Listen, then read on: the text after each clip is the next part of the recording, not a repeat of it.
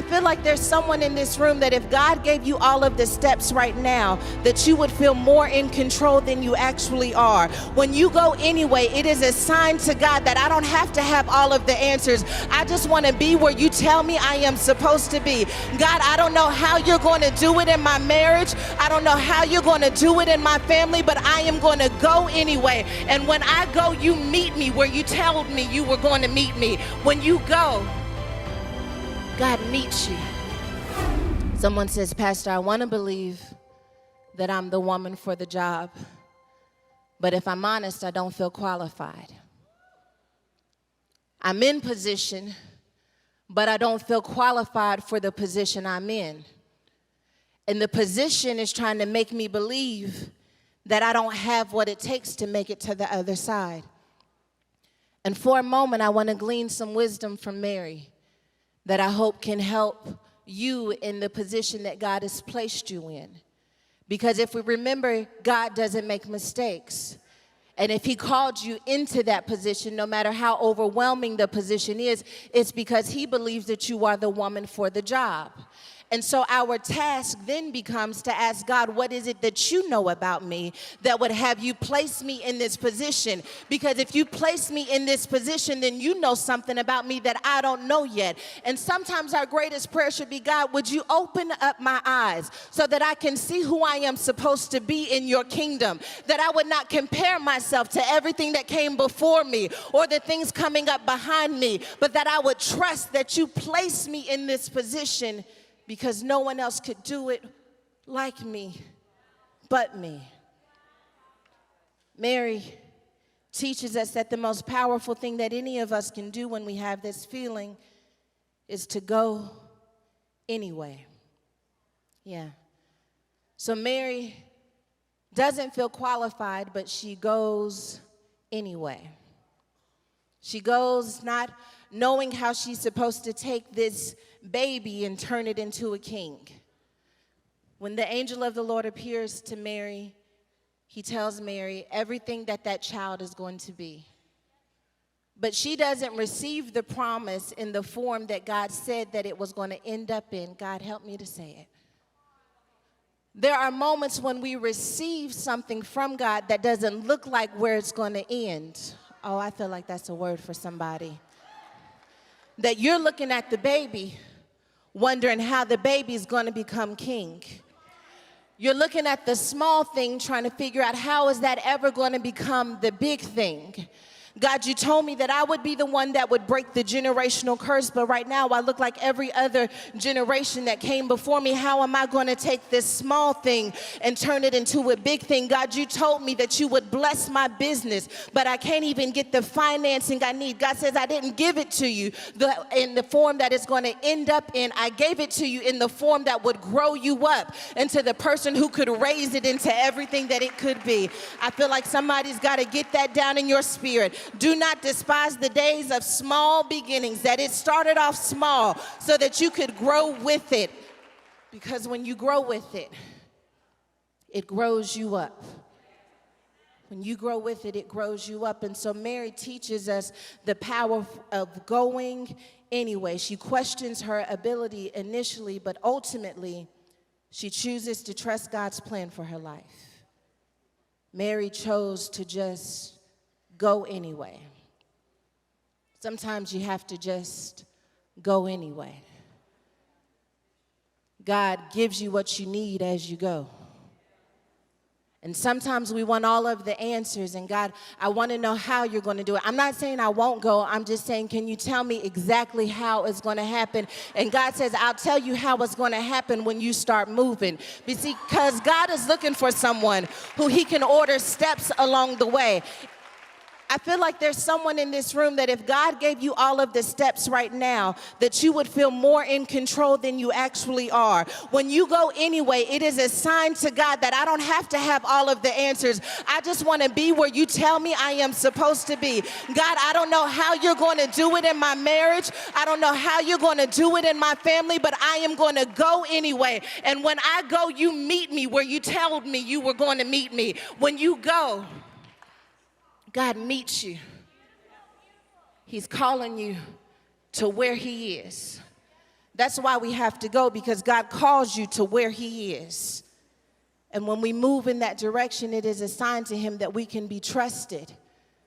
Because there are moments when God orders our steps, but we got to take them first. I got to forgive. I got to go anyway. I want to stay stuck in this bitterness. I want to stay stuck in this pain, but I can't stay here, so I got to go anyway. And Mary starts going anyway. And so some of you are wondering, okay, I'll go anyway. I'll do what God told me to do. I don't know how he's going to do it. I don't have all of the resources that I need in order to do it, but I want to go anyway. And so Mary teaches us a valuable lesson. And if you're taking notes, I want you to write this down, because what Mary teaches us in those moments where we have to go anyway is that the power in going starts with you using what you know. Mary begins to just follow the customs of the Jewish people at that time. God gave her something that is going to ultimately deliver Israel, but right now she doesn't know how it's going to become a deliverer. And so because she doesn't know how she's going to get from A to Z, she just starts working what she knows. She knows that when I have a baby, that I need to wait until my time of purification is over. And after that, I need to go into Jerusalem and I need to present the baby. She works what she knows while she goes. The most powerful thing that any of us can do is activate what we know. Because when we activate what we know, it gives God permission to show us more and to teach us more. Imagine had Eve been in the garden and she simply activated what she knew. There are things that we know about our lives that we haven't activated yet because we don't know what's waiting on the other side. But when you use what you know, it starts to lead you into the direction that God says he's calling you towards. That means the relationship has to end. That means that we have to have the forgiveness down in our heart, even though we don't believe that the person is truly sorry. Our forgiveness is not predicated on whether or not that person is actually sorry. My forgiveness is predicated on the fact that I'm going anyway, that I'm not going to stay stuck where that pain met me. I'm not going to stay stuck where that disappointment met me. I'm going anyway. So Mary begins to go anyway, and she's using what she knows. Because learning how to go anyway and using what you know, I think, is one of the most powerful things that any of us can do. So after she's come out of the presence, Mary begins the task of living out what God said to do. And so in the process of doing this, she is presenting this child, Jesus, to Simeon. And I have to be honest, when I read this text, I felt like it was out of order. Because Simeon says in verse 29, he identifies with Mary and confirms with Mary what God already said about what she was carrying. He says, Lord, now you are letting your servant depart in peace according to your word. For my eyes have seen your salvation, which you have prepared before the face of all peoples, a light to bring revelation to the Gentiles. Mary already knew all of those things, that is what she was carrying, and that's who the child would become. So in many ways, this is confirmation for her. But then Simeon says something that seems like it is contradicting what he just said. Because he says, behold, this child is destined for the fall and rising of many in Israel, and for a sign which will be spoken against. Yes, a sword will pierce through your own soul. When the angel of the Lord came, he didn't say nothing about no swords. Let's see, Ebonics version slipping out again. God, when you gave me the promise, when you told me what I was carrying, when you told me who I would become, when you told me I was fearfully and wonderfully made, when you told me that all things were going to work together for my good, you didn't tell me about the swords that were going to be a part of the journey. This feels like a contradiction from what you said. I don't know if anyone else in this room has ever been in a position where God made you a promise, but then a sword came and the sword didn't look like the promise, and the trauma didn't look like the promise, and the bankruptcy didn't look like the promise. God, how am I supposed to lay hold of the promise with a sword piercing through my soul?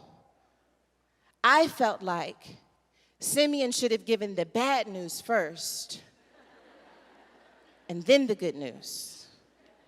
I felt like he should have said, all of these things are going to happen, but he's going to be resurrected and everything's going to be okay in the end. But for some reason, it doesn't work like that. He gives the revelation and the promise first, and then he gives the process afterwards. Because it is not on Simeon to remind you what the promise is. It is on us to remember what the promise is in the middle of the process.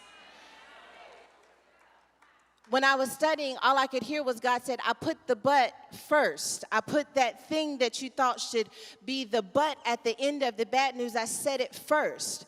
And then I started looking back over my own life and all of the moments where I felt like a sword was piercing through my own soul, where I was waiting for God to say, but this is going to work out in the end, and but you're going to be healed, and but all things are going to work together for your good. But God says, I'm not going to repeat what I already told you. I put the but first. And I just came to Fort Lauderdale, Florida, to let somebody know that I know it took a lot for you to get into this room. And I know you're wondering how God is going to work it out, but I hear God saying, I put the but first. That when I wrote in the scriptures that all things were going to work together for your good, I wasn't just talking about the people in the text. I was talking about the people who would hear my voice and follow what I said to do. That means that at the end of the day, the bet is still on. At the end of the day, the promise is still yes and amen. That means that no weapon formed against you will prosper. I put that in there first. I know you're looking at the weapon, but I'm telling you it won't prosper. I know you're looking at the depression, but I'm telling you the joy of the Lord is your strength. I know you're looking at the struggle, but I'm telling you that when it's all said and done, though he slays you, you can trust in him. I put the but first. That means that you got to start telling your situation, I know what it looks like, but I know what God said first. And I'm hanging on to what God said first in the middle of what's taking place. I don't let the middle shake me. I remember what God said first. God said I was fearfully and wonderfully made. God said that I was going to make it to the other side. God said that his spirit would overtake me and it would show up right on time. I put the but. I put it first. I put it first. So don't let this idea of the promise going through a hostile environment convince you that the promise doesn't exist anymore. Because that hostility, remember, is a two-way street. And when we go silent, when we feel that hostility, it is one of the most dangerous things that we can do. Because then that hostility becomes a one-way street. And we start feeding off of the images of our past and the statistics about women like us and girls like us, because that hostility is a one-way street. But all I wanted to do when I came here was to open up that other side of the street again and to give you permission to really be propelled for sure, to give you permission to really be activated again, to give you permission to get back in position and recognize that God is still working in the midst of everything that is happening, that our God is still in control and that he is looking for a few good women. I know they did a movie about a few good men, but I'm telling you, according to Genesis 3:15, that he is just looking for a few good women who wouldn't mind letting hell know you picked the wrong woman, you picked the wrong family, you picked the wrong marriage, you picked the wrong child. This hostility is a one-way street. I'm so sick and tired of the devil telling me who I can be and what I can do. You don't have no power here. When my Savior got on the cross, this hostility became a one-way street. It's a two-way street, baby. It's a two-way street. And I want to prophesy that when you leave this place, that eyes haven't seen and ears haven't heard what God is going to do down on the inside of you, not so that you can look good, but so that he can look good. I'm looking for women who don't mind making their life my stage. I'm looking for some women who don't mind making their marriage my stage. I want to be your stage. I want to be a stage for the glory to fall.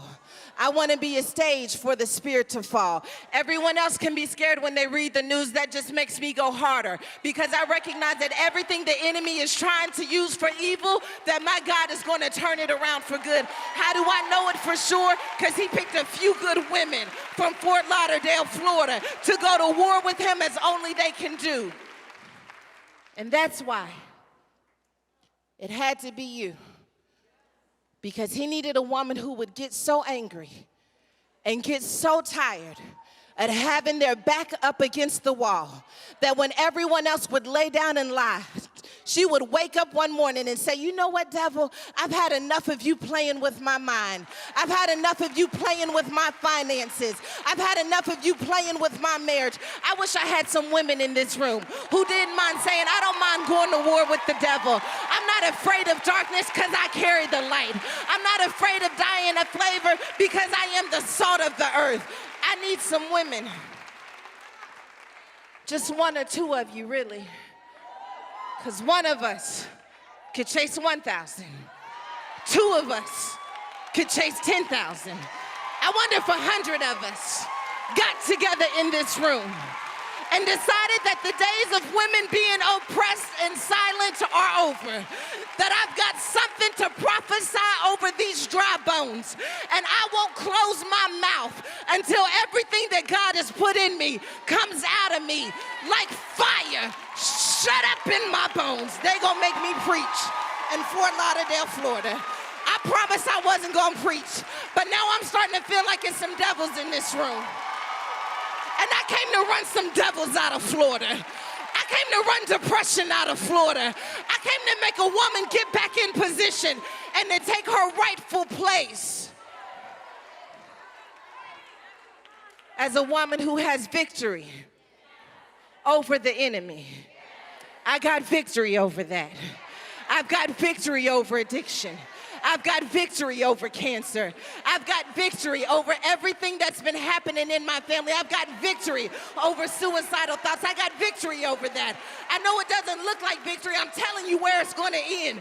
You're looking at the middle, but I'm listening to what God said first. God said I was going to come out of this. God said that this thing wasn't going to take me out. I'm prophesying.